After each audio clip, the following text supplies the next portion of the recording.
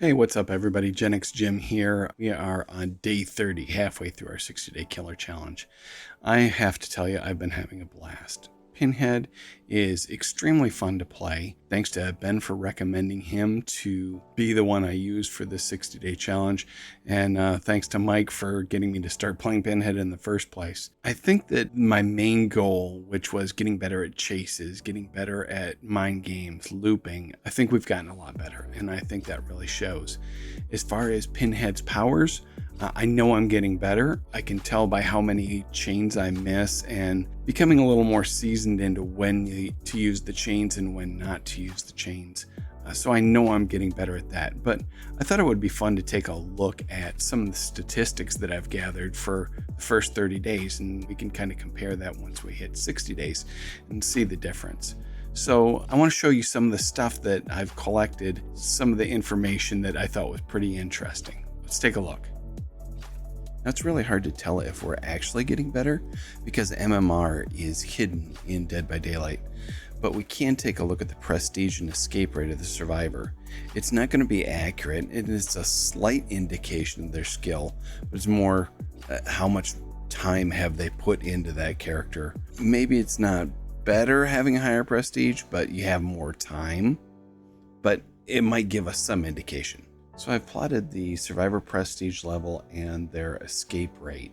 I did it over the 4 weeks that we've been playing, and I took the total number and then on a week by week scale so we could kind of compare it week to week and see if there's any trend there. So on the first week, we can see that we had the average survivor prestige rate of 11.6. And their escape percentage was 32.61%. So 32% of the time survivors escaped. Then the average prestige went up to 12.42. And our escape rate went down to 27.14 in the second week. In the third week, we saw another improvement with the higher prestige survivors averaging 15.7. And the escape rate was going back up to 30.5%.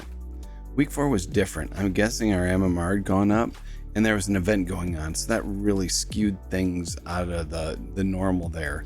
The average survivor prestige was 13.9 and the escape rate was up to a whopping 50%. Maybe it was a bad week for me. Maybe it's a good week for survivors. Maybe it was event related. I'm not really sure.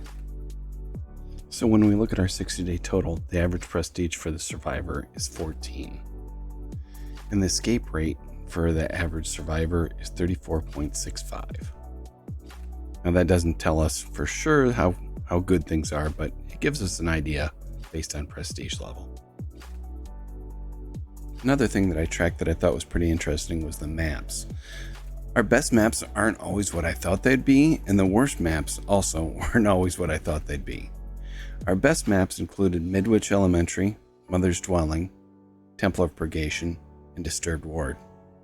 On Mother's Dwelling, we held the survivor to a 10% escape rate, Disturbed Ward 17%, Temple of Purgation 17%, and a whopping 0% escape for Midwich Elementary. On our worst maps, there was a tie between Ironworks, Grim Pantry, and Ormond, then Wretched Shop, Dead Dog, and Shattered Square. 56% of survivors escaped from Wretched Shop, 83% from Shattered Square, 56% from Dead Dog Saloon, and 50% from each Ironworks of Misery, Grim Pantry, and Mount Ormond Resort. We'll end this summary with a couple little statistics about our survivors. It seemed to me like I saw a lot more console or Epic gamers than I saw PC gamers. Checking the statistics, 66.4% of the survivors were cross-platform, 33.6% of the survivors were on console, so it wasn't my imagination. And lastly, I thought it was interesting to see a comparison between the items brought by the survivor. For more than half the survivor, they didn't bring anything. When survivors brought items, it was usually a toolbox followed by a flashlight, then med kit, then map, and least of all key. Those are the statistics that I was able to gather over the last 30 days, and I'm really interested to see what the comparison is when we hit 60 days. This has been a really fun experience, and I want to thank you all for sharing it with me. Stay safe and be good.